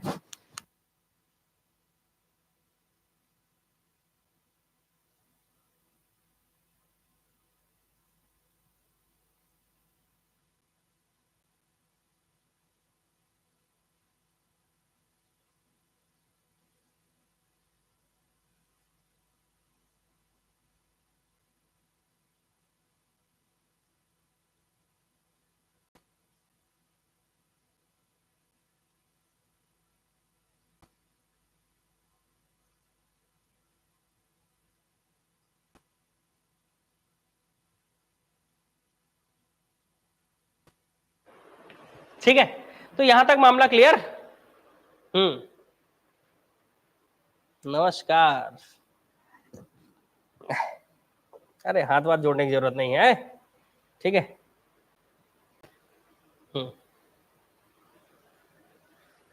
कई लोग के अंदर रेस्पेक्ट एकदम मन में होता है, पता है, एकदम नहीं। जैसे हम लोग के मन में, हमारे गुरुजी जो रहे उनके मन, उनके लिए हमारे मन में एकदम रेस्पेक्ट होता है कि उन्हीं लोगों के कारण जो है आज हम इस जगह पे पहुंच पाए, ठीक है, इतना पॉपुलर हो पाए, ठीक। चलो 19वीं पशुधन गणना तो हमको पढ़ना ही है। पढ़ना कौन सा है जी, 20वीं पशुधन गणना पढ़ना है, ठीक है। क्योंकि 19वीं पशुधन गणना 2012 में हुई थी और 20वीं पशुधन गणना हुई थी 2019 में, ठीक है। तो 19वीं पशुधन गणना के हिसाब से भारत में पशुओं की संख्या थी टोटल 512 मिलियन। तो 20वीं पशुधन गणना के हिसाब से आपसे पूछ सकता है कि 20वीं पशुधन गणना के हिसाब से बताओ जी। तो 20वीं पशुधन गणना के हिसाब से आपको याद रखना है भारत में कुल 535.78 मिलियन पशु हैं। कितने? ये 2012 के आंकड़ों के हिसाब से।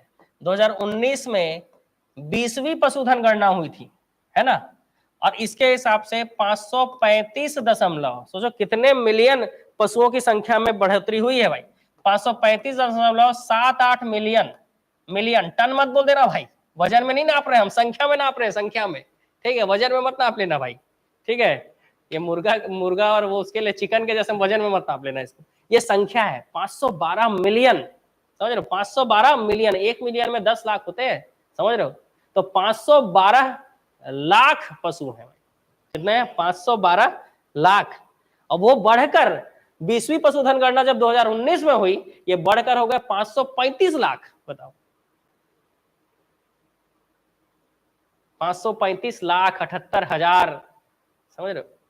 तो इतने पशु, ठीक। चलो छत्तीसगढ़ के हिसाब से कुछ आंकड़े देख ले हम, ठीक है। कुछ कंपेयर करते हुए कि छत्तीसगढ़ में अगर हम बात करें तो पशुधन टोटल पशु जो है वो 1.5 करोड़ है, जबकि कुक्कुट धन जिसमें बतख और मुर्गा मुर्गी आते हैं वो 1.87 करोड़ है। कितने हैं? 1.87 करोड़। ठीक है, मतलब छत्तीसगढ़ में पशुओं की संख्या 1.5 करोड़ है और हमारी संख्या 3 करोड़, मतलब हमसे आधे पशु है। 1.5 करोड़ पशु है हमारे यहाँ और 3 करोड़ यहाँ की जनसंख्या हो गई है। ठीक है, मतलब अभी नया आंकड़ा आएगा ना, उसमें 3 करोड़ दिखेगा, है ना, 3 करोड़ प्लस। तो 1.5 करोड़ पशु है छत्तीसगढ़ में और 3 करोड़ यहाँ की जनसंख्या है, तो हमारे आधे में पशु है, इसीलिए कहीं भी जाओ पशु ही पशु दिखते रहते हैं। चलो गौवंशियों की बात करें तो गौवंशी मतलब गाय के वंश वाले लोग टोटल 99 लाख है, बस 1 करोड़ होने ही वाले हैं। मतलब 1.5 करोड़ में अकेले 1 करोड़ गौवंशी है, जिसमें भैंस वैंस सब आ जाएंगे। ठीक है, हाँ सीजी की बात हो रही है, ये छत्तीसगढ़ की बात हो रही है, छत्तीसगढ़ का आंकड़ा है। ठीक है, अरे ये देखो छत्तीसगढ़ लिखा है जी, छत्तीसगढ़ का आंकड़ा। ठीक है, और बकरा बकरी जो 32 मिलियन थे वो बढ़कर 2012 में 32 मिलियन थे, 19 से बढ़कर 40 मिलियन हो गए। 8, समझ रहे हो, सीधा कितना बढ़ गया? 8 लाख, सॉरी 8 मिलियन बढ़ गया ना, मतलब 80 लाख बढ़ गया सीधा।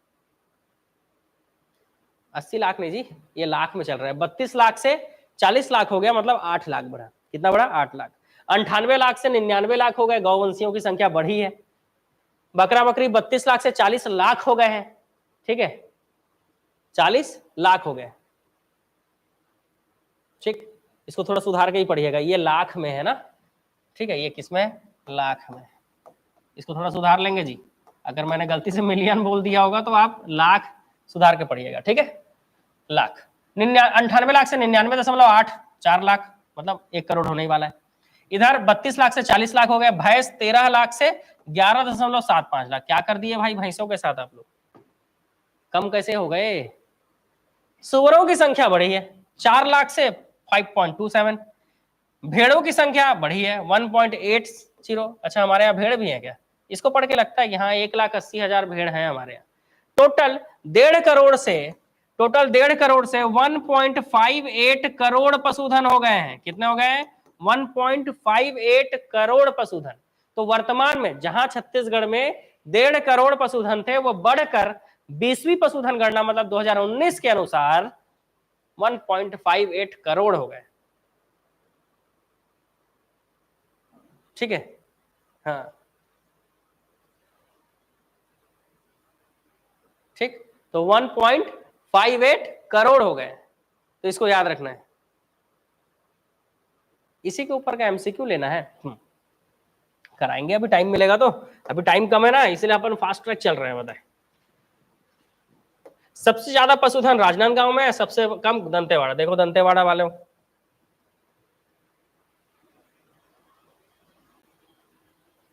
क्या करते हो भाई पशुओं का, है कम कैसे है आपके यहाँ?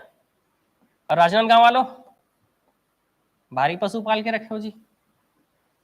राजनांदगांव सर्वाधिक पशुधन, सबसे कम दंतेवाड़ा। भारत का भी पशुधन का गणना ना इस पीडीएफ में आ नहीं पाया। देखो जब तक आप इसको पढ़ो, मैं भारत के जो पशुधन की जो गणना है ना उसका पीडीएफ जो है वो ऐड करता हूं इसमें, क्योंकि पशुधन 20वीं पशुधन गणना छत्तीसगढ़ के हिसाब से मैंने तो आपको पढ़ा दिया। ठीक है, ये तुरंत याद करो तो इसको, ये 2012 और 19 के हिसाब से लाख में है। ठीक है, तो ये 12 के हिसाब से 1.5 करोड़ थे जो बढ़कर 1.58 करोड़ हो गए हैं। और ये मैं आपको ऐड करता हूं तुरंत। ठीक है, इसको ऐड करना पड़ेगा 20वीं पशुधन गणना को, तो इसको ऐड करके पढ़ाई देता हूँ, नहीं तो छूट जाएगा ये चीज, है ना। तो कम से कम जो चल रहा है वो चीज छूटे मत और ये पूरा हमारा कवर हो जाए, इसलिए जो है मैं आपको ये कवर करा देता हूँ। ठीक है,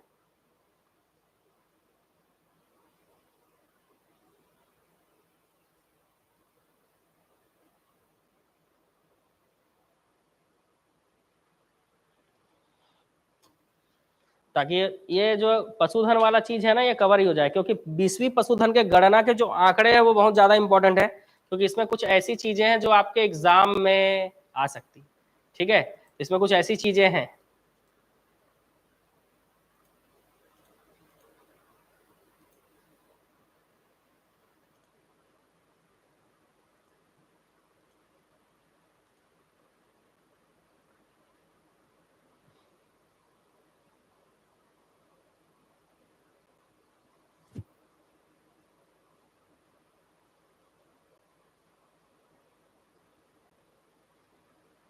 चलो इसको ऐड कर देते हैं ताकि ये चीजें जो है आपको मिल जाए, है ना।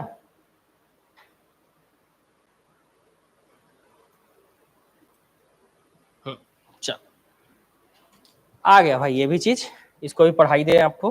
चलो उसके बाद इसमें आगे बढ़ेंगे। अभी छत्तीसगढ़ का तो मैंने आपको बता दिया, लेकिन मेन जो है हम लोग भारतीय अर्थव्यवस्था से जुड़ रहे हैं, तो भारतीय अर्थव्यवस्था भी हमारे लिए क्या है, जरूरी है ना।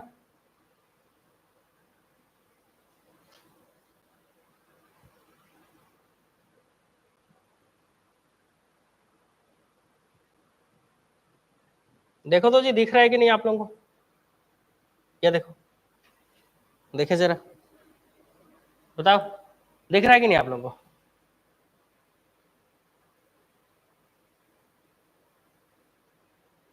अच्छा, जो शख्स बीच बीच में कमेंट कर रहा है उसको ब्लॉक कर दें, काहे जी, ऐसे नमूने का जरूरत पड़ता है क्लास में, बीच बीच में नहीं करते उनको ब्लॉक, काहे ब्लॉक करेंगे, ठीक है, सुधारेंगे बदमाश लोगों को।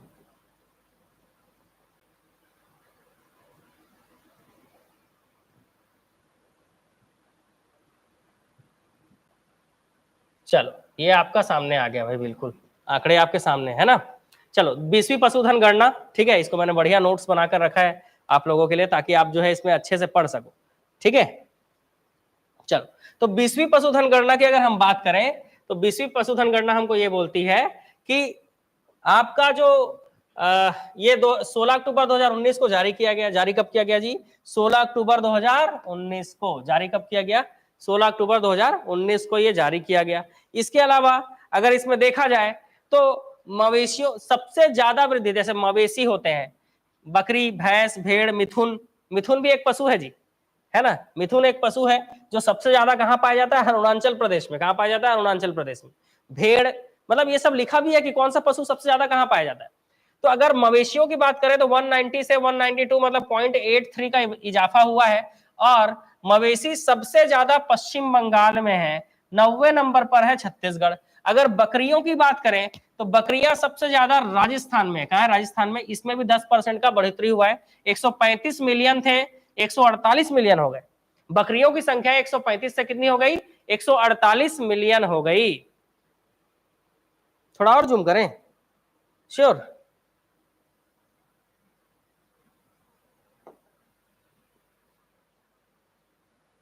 ये लो जी, हो गया जूम। अब बताओ, अब दिख रहा है क्लियर, अब क्लियर है।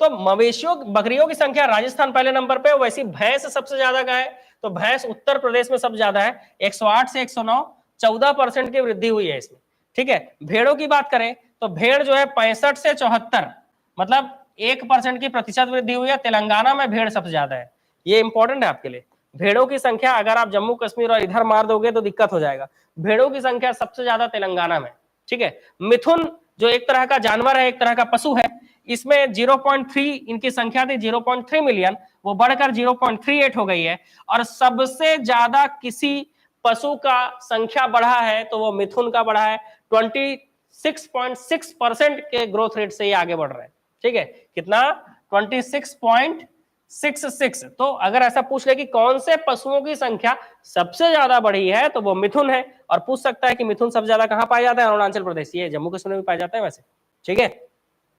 चलो नेक्स्ट बढ़ते हैं आगे। तो अगला है हमारा सुअर, याक, घोड़े, टट्टू, खच्चर, गधा, ऊंट। तो सुअरों की अगर हम बात करें तो सुअरों की संख्या घटी है, 10.29 से 9.06 हो गए हैं, है ना, माइनस 12.03% के साथ। असम पहले नंबर पे है, 5वें नंबर पर छत्तीसगढ़ है। छत्तीसगढ़ में 0.53 मिलियन जो है क्या है, सुअरों की संख्या है। वैसी याक एक पशु है, याक बोलते नहीं है, लड़की लोग बोलते याक, कुछ भी होता है बस क्या बोलेंगे, याक, समझ लो। तो वो वही याक वाला जानवर है, ठीक है। कैसे दिखता, अब यहाँ पे दिखाऊं, तो वही याक जो जानवर है ये 0.08 से 0.06 हो गया है, 25% की गिरावट आई है इसमें। नेक्स्ट, ये जम्मू कश्मीर में सबसे ज्यादा पाया जाता है। जम्मू कश्मीर अब एक केंद्र शासित प्रदेश है, तो अगर राज्यों को पूछे तब अरुणाचल प्रदेश आपको आंसर लेना होगा। अगर राज्य पूछे तो अरुणाचल प्रदेश, केंद्र शासित प्रदेश पूछे तो जम्मू कश्मीर, और ओवरऑल पूछे, अगर ओवरऑल पूछे तो भी जम्मू कश्मीर, ओवरऑल पूछे तो भी जम्मू कश्मीर। घोड़े और टट्टू की अगर बात करें तो 0.63 से 0.34 हुए, इनकी संख्या में 45% की गिरावट आई है। कितनी आई है? 45% की गिरावट आई है। यूपी पहले नंबर पर है घोड़े और टट्टू के मामले में।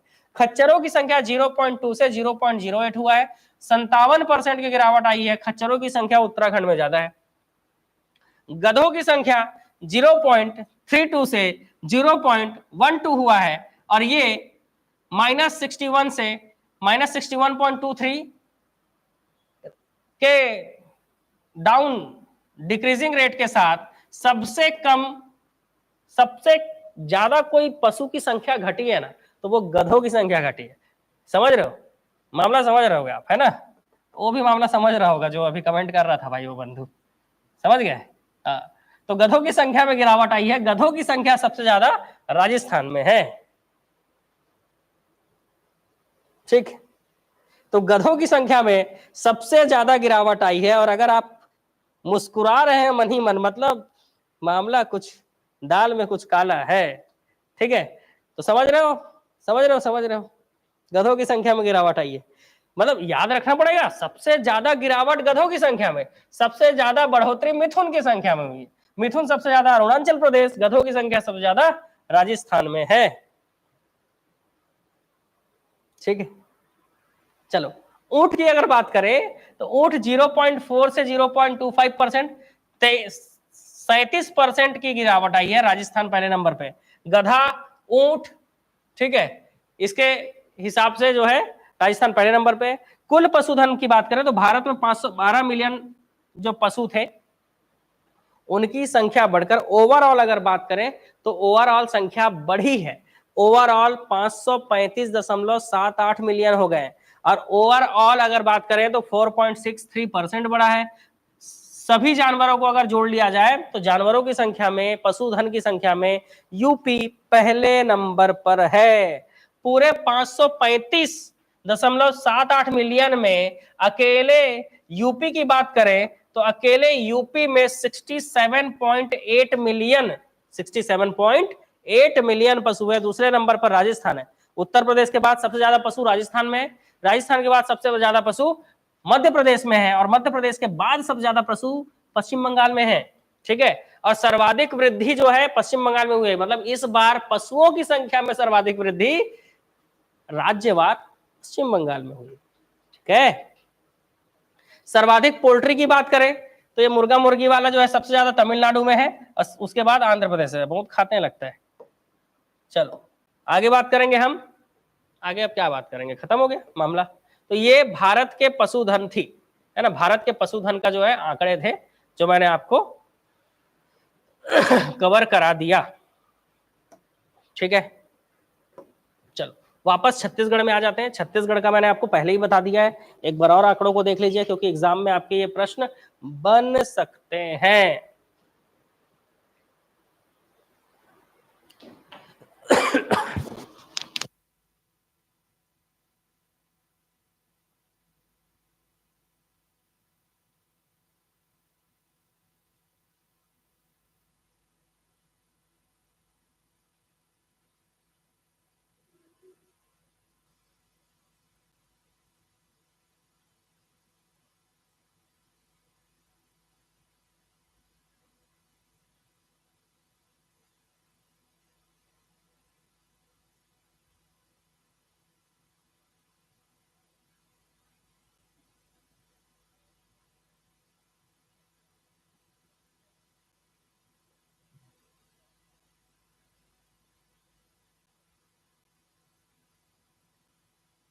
चलो जी आगे बढ़ेंगे। बंधु लोग तैयार आगे बढ़ने के लिए?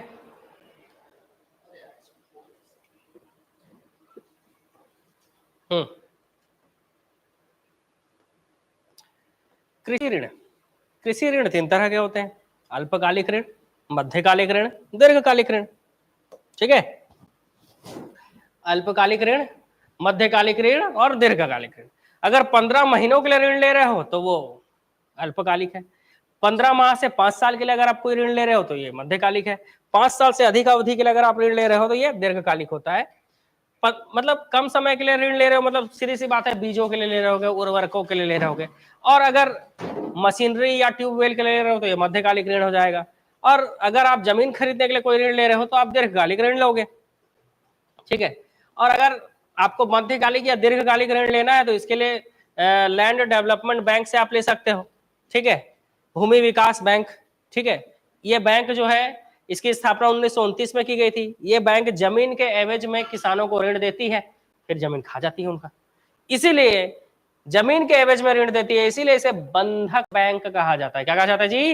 बंधक बैंक। राज्य स्तर पर किसानों को ऋण देने के लिए 3 प्रकार के बैंक होते हैं, केंद्र द्वारा स्थापित वाणिज्यिक बैंक, क्षेत्रीय ग्रामीण बैंक और सहकारी बैंक। इनके आंकड़े ये हैं, वाणिज्यिक बैंक सबसे ज्यादा ऋण प्रदान करती है 75.6%, क्षेत्रीय ग्रामीण बैंक 12.05%, सहकारी बैंक 12.26% ऋण प्रदान करते हैं, ठीक है। किसान क्रेडिट कार्ड की योजना की शुरुआत कब हुई थी? तो 1998-99 में हुई थी, याद रखना है। फसल विविधीकरण सूचकांक में याद रखना, इसमें पहले नंबर पर कर्नाटक है, इसी को बस याद रख लेना, इसके अलावा कुछ याद रखने की जरूरत नहीं है। छत्तीसगढ़ का फसल विविधीकरण सूचकांक का नंबर है 0.491, ठीक है, याद रखना है। चलो, तो कल जो है हमारा द्वितीय क्षेत्र चालू होने वाला है। जो भी बच्चे द्वितीय क्षेत्र पढ़ने वाले हैं या पढ़ना चाहते हैं, द्वितीय क्षेत्र मतलब आपका कौन सा क्षेत्र आ जाएगा जी? उद्योग वाला चीज। तो जो भी बच्चे उद्योग वाला चीज पढ़ने वाले हैं, ठीक है, हाँ एप्लीकेशन मिल जाएगा चलो। तो उद्योग वाला क्षेत्र पढ़ने वाले हैं वो लोग कल एप्लीकेशन पे सेम टाइम पे ज्वाइन कर लीजिएगा, ठीक है, तो आपको क्लासेस मिल जाएंगे, ठीक है। एप्लीकेशन पर आप ज्वाइन कर लीजिएगा सेम टाइम पर, यूट्यूब पर शायद हो क्लासेस, लेकिन सेम टाइम पर आपके एप्लीकेशन पे होगा। टाइम क्या था गुरुजी? 6:30, ठीक है।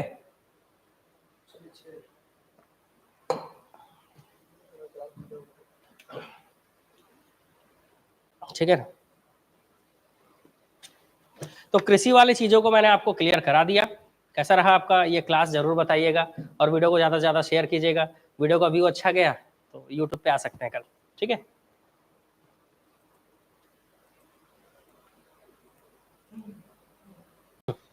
ये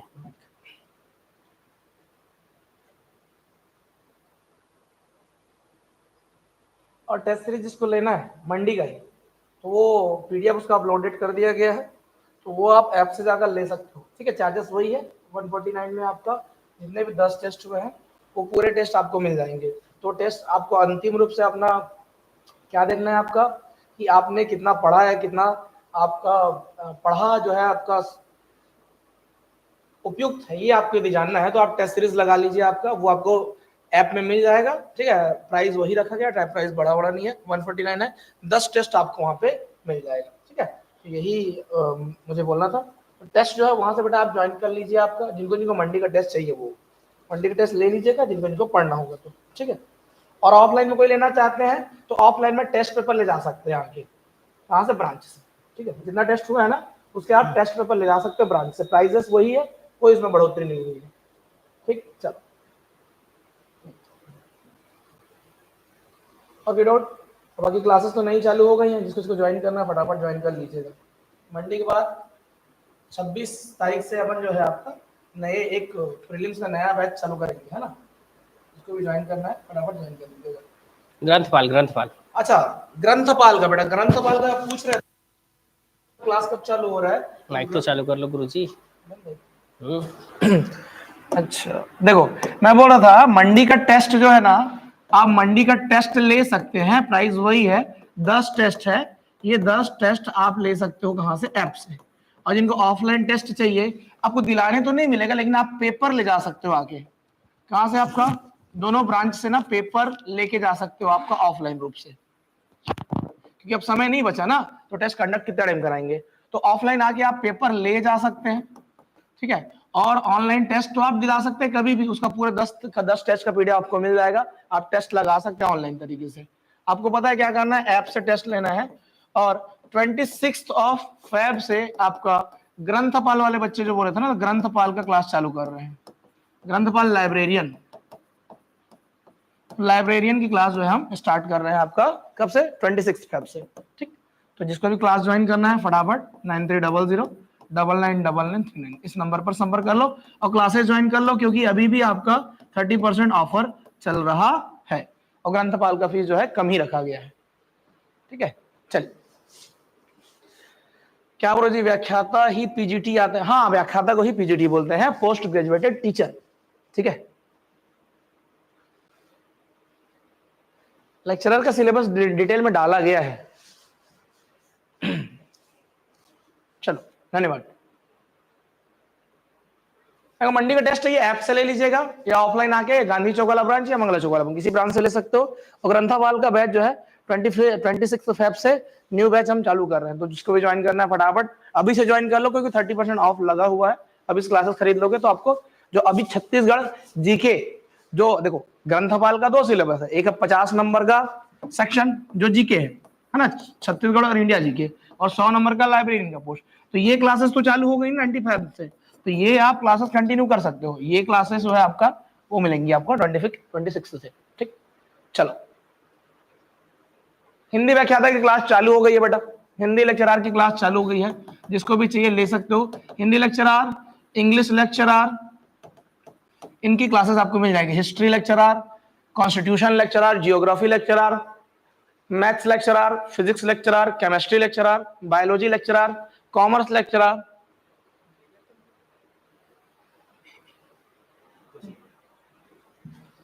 चलो ठीक है, धन्यवाद।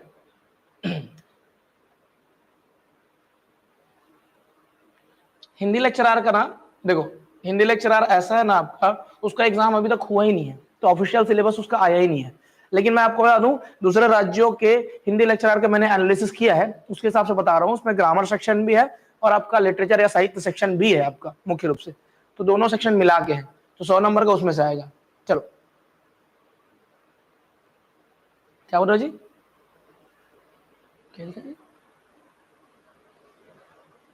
राजस्थान का सुपरवाइजर हो गया। ठीक है चलिए। राजस्थान मध्य प्रदेश